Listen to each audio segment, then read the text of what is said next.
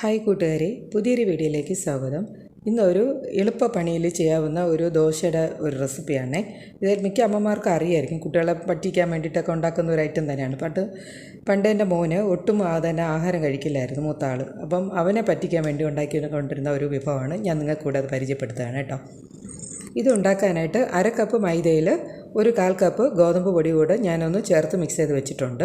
പിന്നെ 1/2 കപ്പ് പഞ്ചസാര, 1/2 കപ്പ് തന്നെ തേങ്ങ എടുത്ത് വെച്ചിട്ടുണ്ട് കേട്ടോ. പിന്നെ ഇത്തിരി ഏലക്കപ്പൊടി. ഇനി ഒരു ബൗളിലേക്ക് നമുക്ക് ഈ മൈദ ഒന്ന് ഇട്ട് കൊടുക്കാം. മൈദയും ഗോതമ്പും കൂടി ചേർത്തത് ഒന്ന് ഇട്ട് കൊടുക്കാം. പിന്നെ ഒരു കളറിന് ഇത്തിരി മഞ്ഞപ്പൊടിയും ഒരു നുള്ളു ഉപ്പും കൂടെ ചേർത്ത് നന്നായിട്ടൊന്ന് മിക്സ് ചെയ്ത ശേഷം നമുക്കിനി ആവശ്യത്തിന് വെള്ളം ചേർക്കാം കേട്ടോ. അപ്പോൾ നമ്മൾ നോക്കി തന്നെ വെള്ളം ഒഴിക്കണം. അപ്പോൾ ഒരു കൺസിസ്റ്റൻസി ഞാൻ കാണിക്കാം. ഇത്തിരി വെള്ളം വാട്ടറി കൺസിസ്റ്റൻസി തന്നെ വേണ്ടത് കേട്ടോ. ഈ ഒരു കണക്കാണ് നമുക്ക് വേണ്ടത്. ഇനി ഒരു ബൗളിലേക്ക് എടുത്തു വെച്ചിങ്ങനെ തേങ്ങയും പഞ്ചസാരയ്ക്ക് വരെ നിങ്ങൾക്ക് ശർക്കര ചേർക്കാം കേട്ടോ. പിന്നെ ഏലക്കപ്പൊടി ആവശ്യത്തിന് ഒരു ഫ്ലേവറിന് വേണ്ടിയിട്ടാണ്. അതും കൂടി ചേർത്ത് നന്നായിട്ടൊന്ന് മിക്സ് ചെയ്ത് വെക്കാം കേട്ടോ. ഇനി സ്റ്റൗ ഒന്ന് ഓൺ ചെയ്ത് പാൻ വയ്ക്കാം. ദോശക്കല്ലായാലും മതി. ഞാൻ ഒരല്പം എണ്ണ കൂടെ ഒന്ന് തൂക്കിയിട്ടുണ്ട്. ഇതിലേക്ക് ഒരു തവി, ഞാനിപ്പോൾ ചെറിയ തവി ആയതുകൊണ്ടാണ് 2 പ്രാവശ്യം ഒഴിച്ചത്. അതുകൂടെ ഒഴിച്ച് ഒന്ന് ചുറ്റിച്ച് ഒന്ന് വേവിച്ചെടുക്കാം. ഒരു സൈഡ് ഒന്ന് വേവിച്ചിട്ട് ഒന്ന് മറിച്ചിടാം അതുപോലെ തന്നെ. അപ്പോൾ ഇത് എളുപ്പപ്പണിയാണ് കേട്ടോ. നമുക്ക് പതിയെ ഒന്ന് ചുറ്റിച്ചൊന്ന് തിരിച്ചിടാം കേട്ടോ.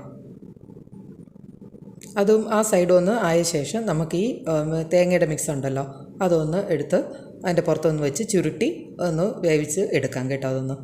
അതുപോലെ ഇനി മാവ് എല്ലാം ഇതുപോലെ നമുക്ക് ചെയ്യാമേ.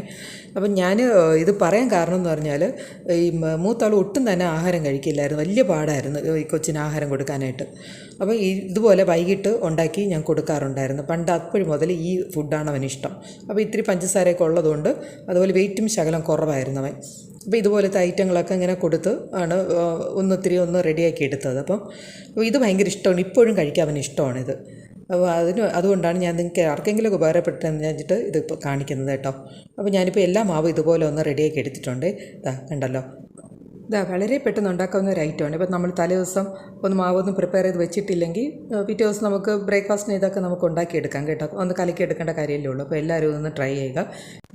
ഇഷ്ടപ്പെട്ടാൽ ഒന്ന് ലൈക്ക് ചെയ്യുക, മറ്റുള്ളവർ ഷെയർ ചെയ്ത് കൊടുക്കുക. അപ്പോൾ പുതിയൊരു വീഡിയോയുടെ കാണാം. Okay, thank you friends, and also thank you for watching.